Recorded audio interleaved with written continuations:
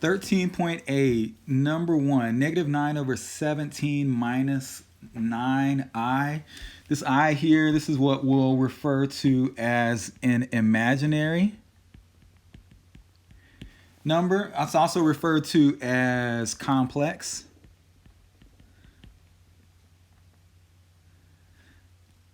And in a lot of ways, we'll deal with it just like we would a regular variable like x or y. But in some cases, we'll answer questions that you wouldn't apply to x or y. Here we've got a real part that we're being asked to identify and also imaginary part that we're identifying. It's actually fairly simple. The real part is the part that doesn't have I.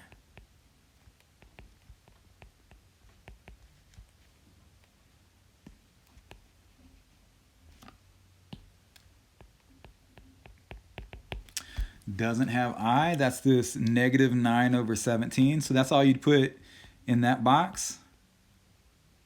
The real part box. The imaginary part, that's just going to be this part that's attached to the I, the negative 9i. But don't put I on this imaginary part. We're just going to put the number that's out in front of it, negative 9. And that's all there is to number 1. Number 2, largely the same thing, only we've got a denominator that's being attributed to both. We've got a real part, which would be the negative square root of 5 over the 15, since that part's over the 15, and then also the imaginary part, which is everything that's associated with I, and since it's over 15, we'll have to include that. So negative 12 over 15, and just like on number 1, we're not going to put I as a part of the imaginary part.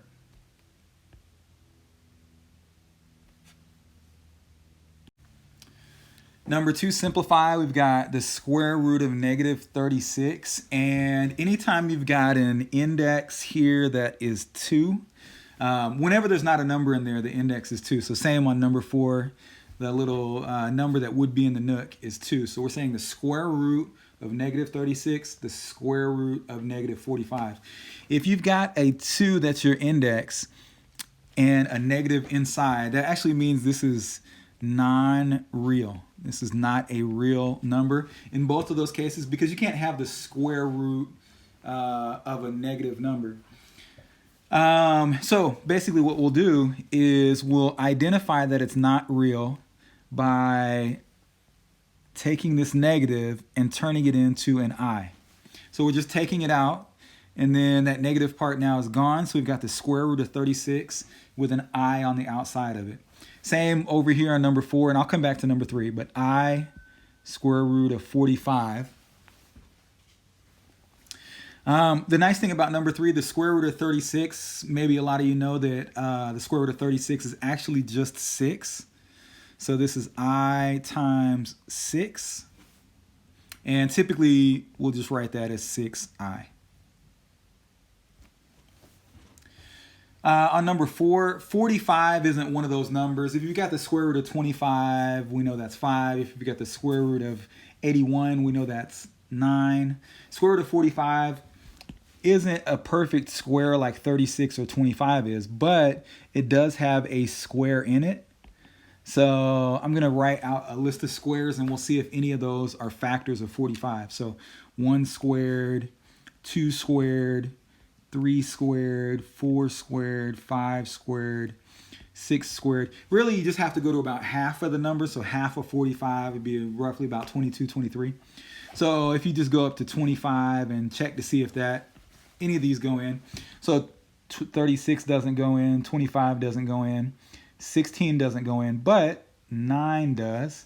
And what we're going to do is we're going to rewrite the 45.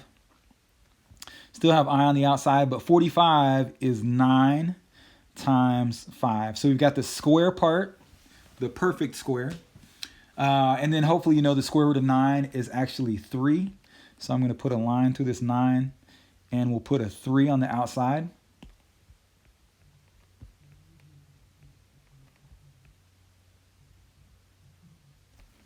3i square root of 5.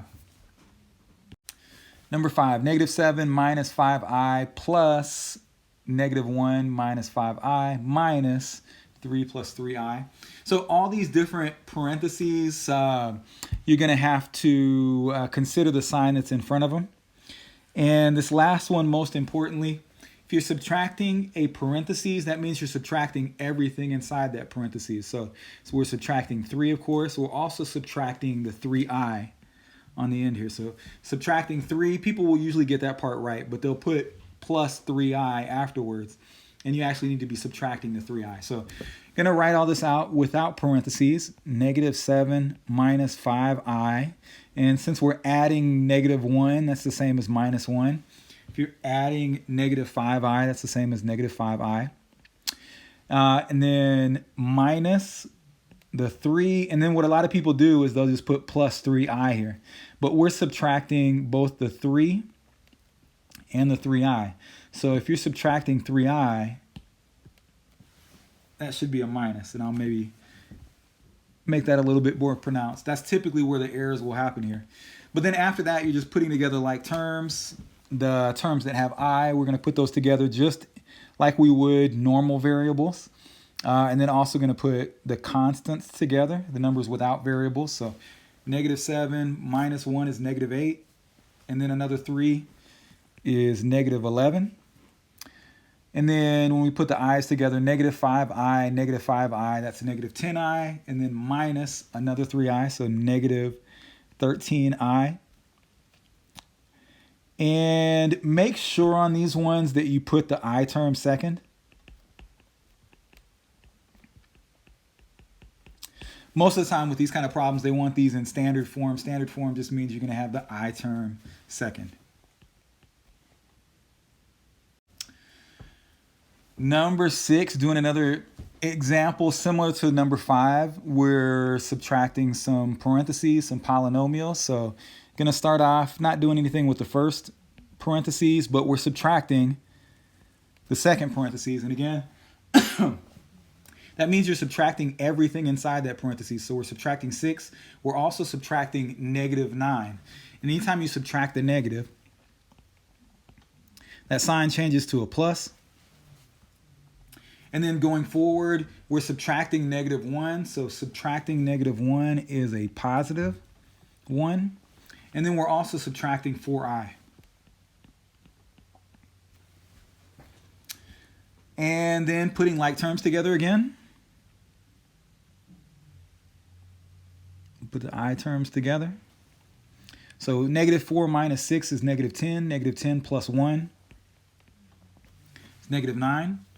And then looking at the i's, negative 3i, and then positive 9i is positive 6i, and then minus 4i is positive 2i. And again, put the I term second.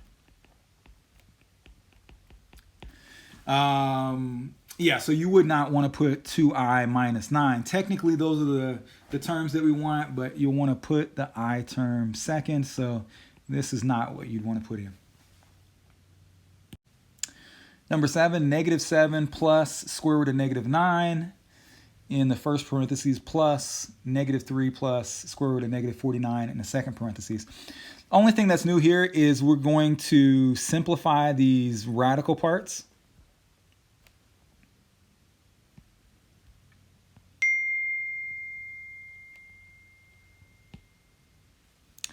And again, the way that we're going to do that, we're going to take out the I and then square root of 9. Some of you might know that already, what that's going to become. So I'll just do that first step on the right parentheses, take out the I, and then it's just going to be 49 underneath now. On the left, negative 7 plus square root of 9 is 3. So we've basically got 3i there. And then on the right, negative 3 plus square root of 49 is 7. So you've got 7 and the I. Then we'll just put all this together without parentheses. Negative 7 plus 3i plus negative 3. If you add a negative 3, that's the same as minusing it. Minus 3. And then adding 7i. Then go ahead and put your like terms together. Negative 7 and negative 3 is negative 10. 3i, and 7i is positive 10i. And as long as your I term is second, that's good to go. Number 8, solve for x and y. So here we've got kind of a lengthy equation. Negative 13 plus 4i plus 10x equals negative 8 minus 3i plus 14yi. So the important thing on this one is we've got real things on the left, we've got real things on the right. We've got imaginary things on the left, we've got imaginary things on the right. So those things should balance out. The real things on the left should be equal to the real things on the right. The imaginary things on the left should be equal to the imaginary things on the right.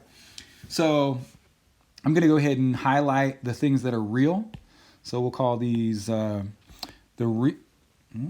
try that again.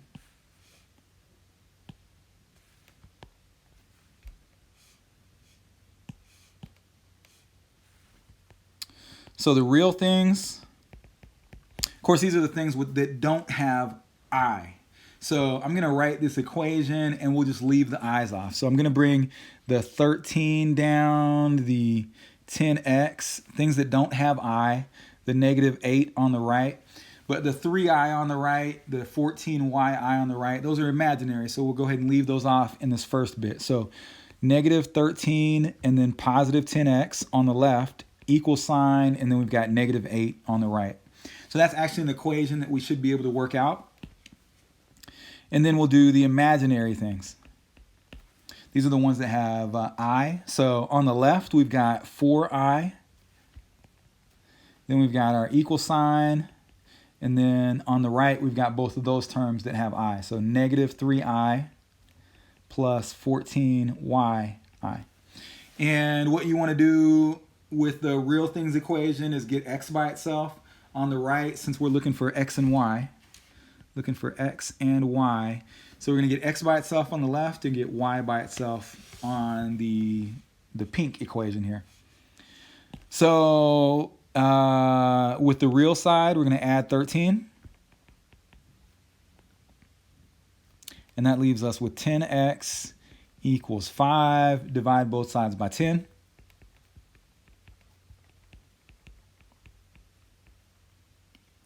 So x equals 5 over 10, which is 1/2. On the right, we're trying to get y by itself. Get y by itself.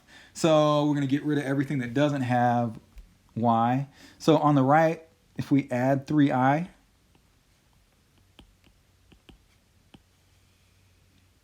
that'll leave us with 7i on the left equals 14yi on the right. So we want to get this y all by itself. So since it's multiplying with 14 and it's multiplying with I, we can actually divide it by 14. That'll cancel out the 14s, and also divide it by I, and that'll cancel out the i's. So that'll just leave y. But if you divide the right side by 14 and I, we have to do the same thing on the left. And then that'll reduce a bit. We've got, bring down the equals, we've got y on the right. And on the left, we've got the i's that cancel, and then the 7 over 14, that comes out to 1/2 also.